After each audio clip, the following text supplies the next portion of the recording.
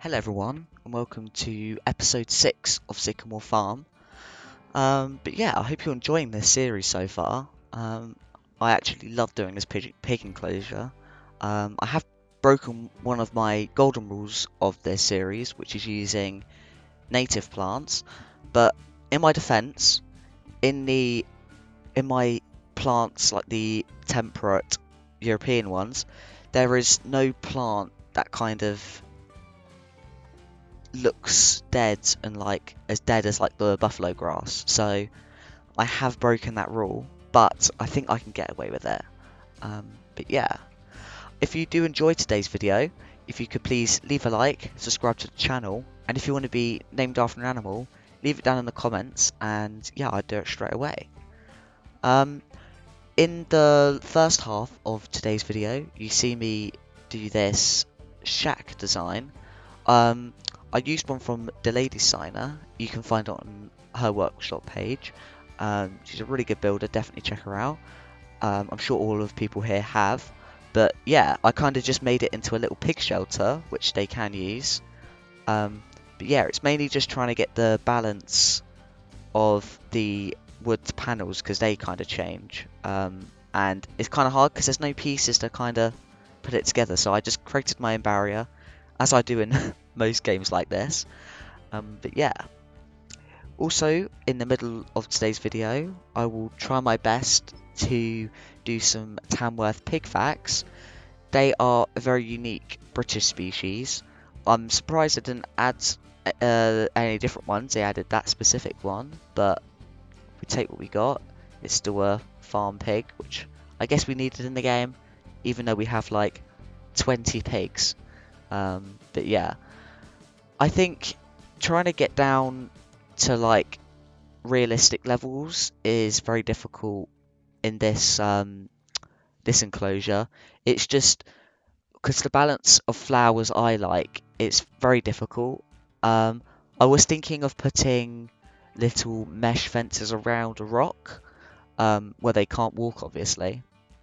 But I feel like that just detracts from the walk-in area and also gives the guest less traversable area.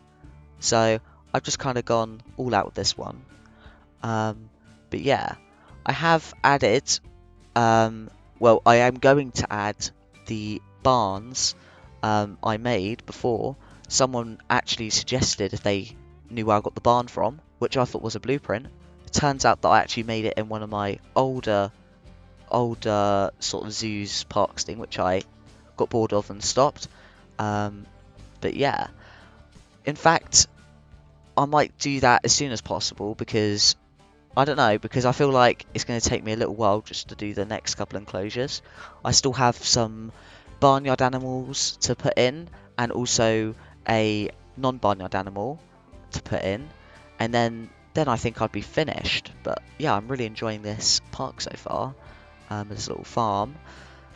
I have been to farms like this before, as I said in previous videos, and the pigs, I wouldn't say they're my favourite animal, but they are sometimes quite entertaining, because you can make them roll over on their backs by just rubbing their bellies a couple of times, which is quite cute. But yeah, I don't know what animations there are. I haven't actually opened the zoo since the start to kind of test what it looks like. So I'm thinking after I expand it a little bit more, I think in the next video I'm going to do the chicken, and I'm also going to open the zoo after that because I'm going to do the playground, because the chicken's only going to be small, their little party area which you see next to the llama, alpaca and pig, and yeah. Also, I looked up some facts for the Tamworth pig, which I will go through just now. I have compiled a list. They are quite a rare breed in the British area. They're not very common necessarily in farm, which is quite interesting.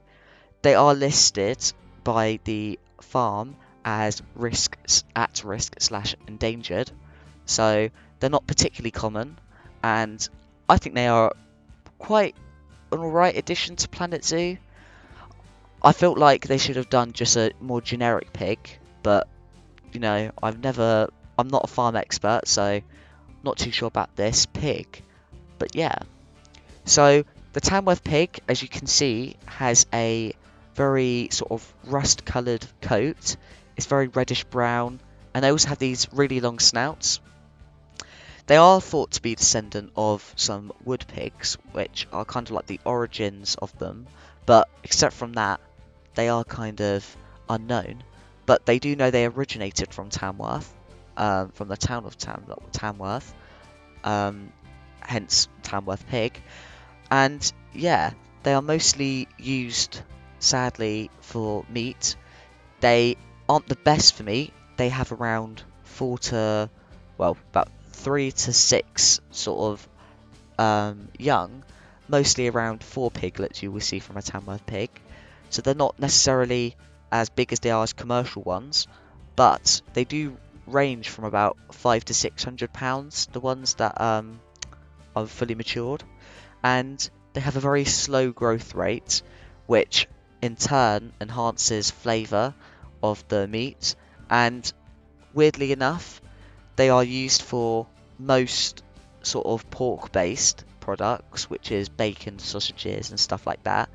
And in fact, if you're a sort of like pork meat connoisseur, you'll kind of know what that pig would taste like.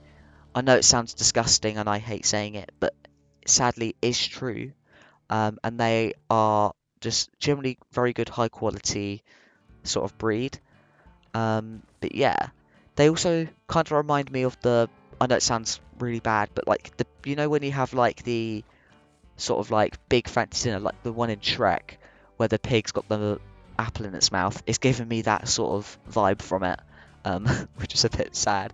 And specifically in game, I feel like they haven't given it enough beefiness, specifically the male pig.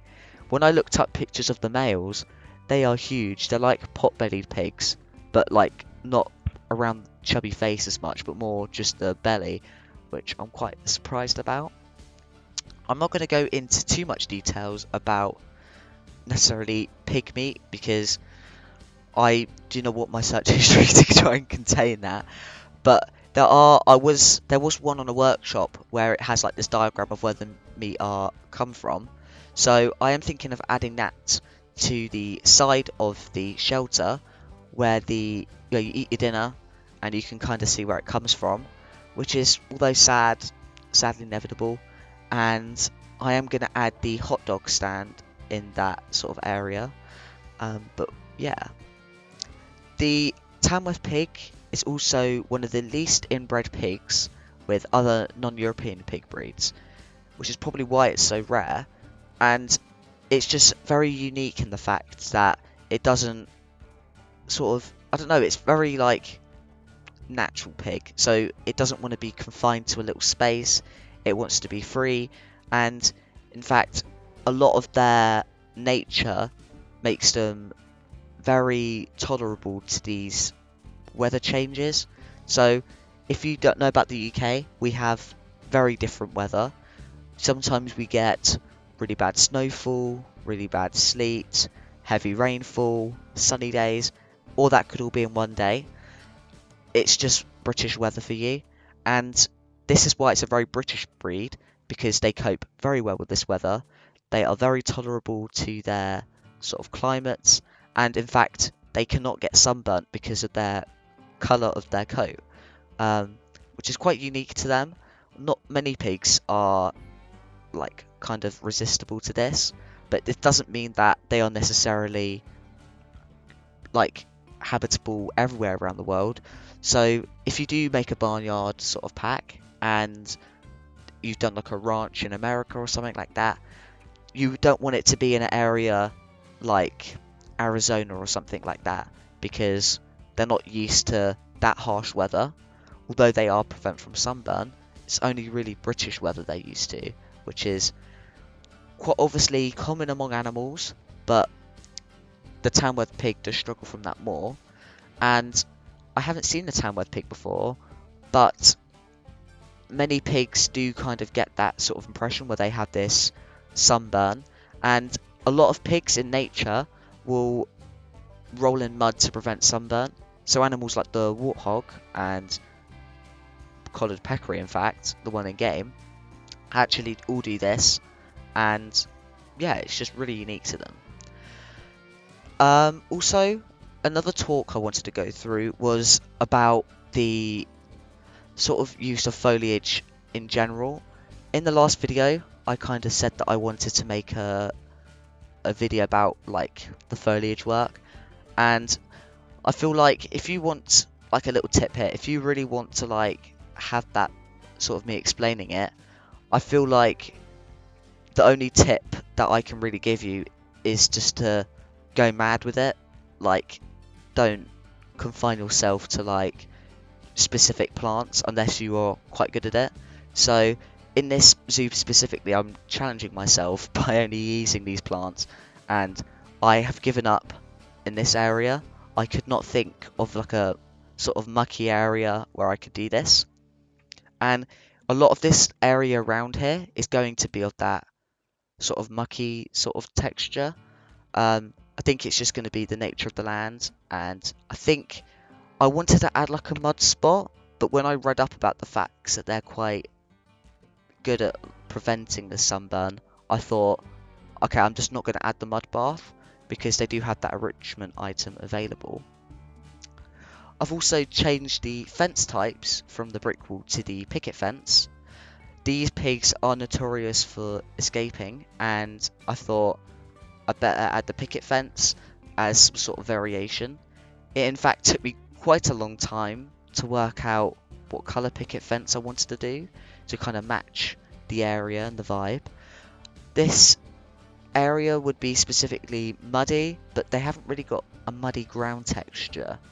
I don't know if Frontier has ever thought about this, but just in like a free update maybe in the future, if they could just add different textures of land, like in Prehistoric Kingdom, you can pick specifically the biome and paint that biome's thing, which is way easier if you wanted like a red sand sort of area, and then later on you kind of just wanted to add this nice green lush tropical rainforest. It makes it so much easier. But I see why they haven't, but you know, I really hope they do. That's probably quite an uncommon suggestion, but I'm sure there's someone who said that. But yeah, as you can see, I'm creating a pathway diversion there. Towards the left pathway is where you're going to be looped around to see the goats and maybe a couple of other animals. I think so far it's just a wallaby I'm going to add, because I've added the llama with the alpaca. But we'll see. I am going to a farm soon.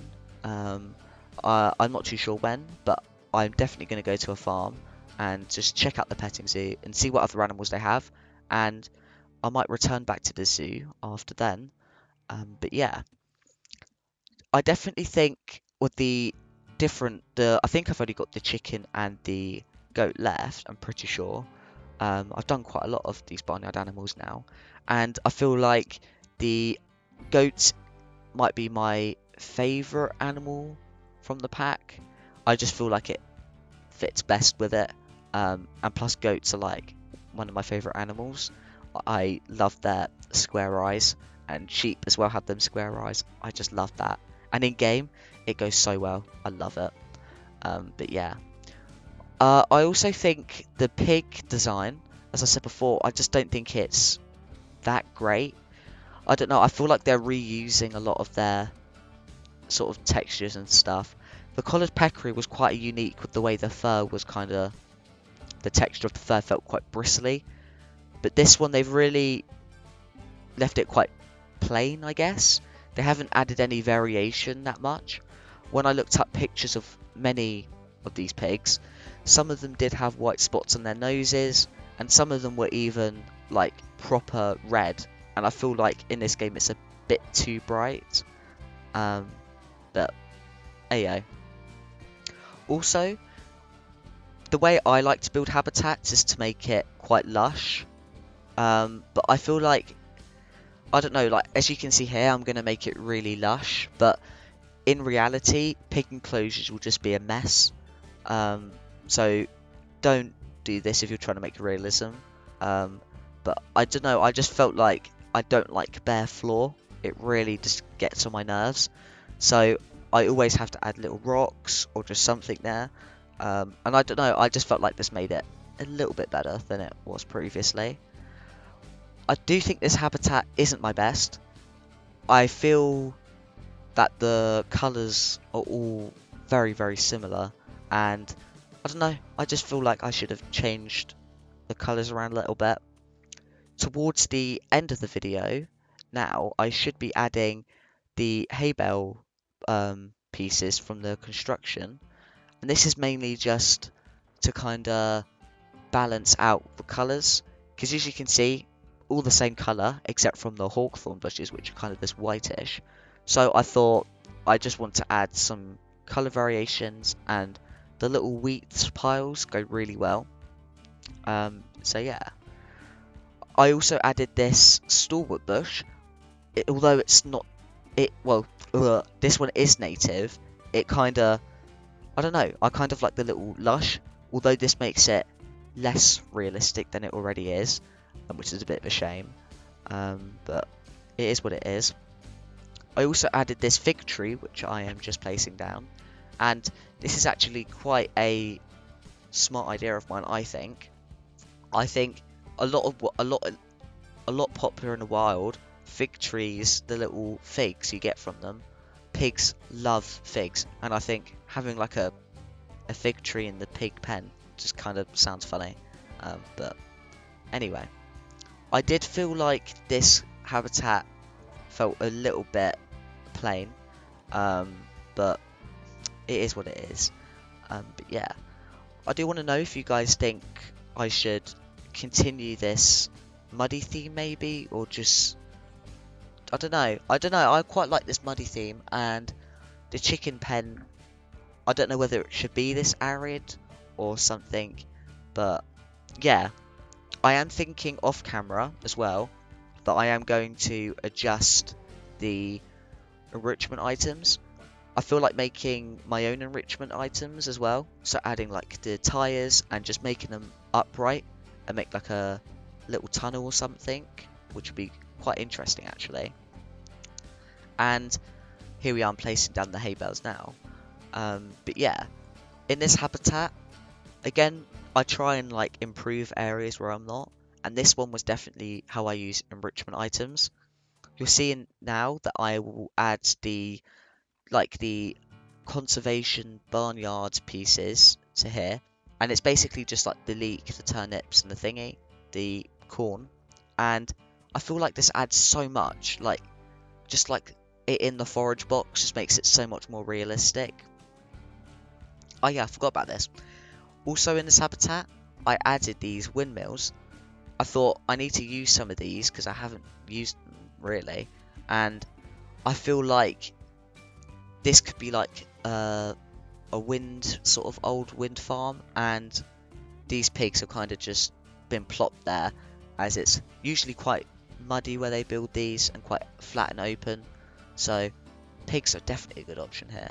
So yeah, I'm running out of things to say now, but yeah, I think when you build these sort of walkthrough habitats, you should mainly focus on what is more important. So if you want to, for example, build with the goats, you need to think about height elevations. So in my goat habitat I'm going to have maybe like a hill, or just like a little climbing frame they can go up, or just something they can feel quite high on. Alpine goats do tend to climb, so I'm just definitely going to have them higher. And as you can see in like the alpacas, they have a lot of shelter around and a lot of trees, because not necessarily in where they locally live. I don't want to kind of emulate that. I want to do what we have in the UK. So a lot of UK habitats have a lot of trees in with the alpacas and the llamas, so I thought I'll add them in.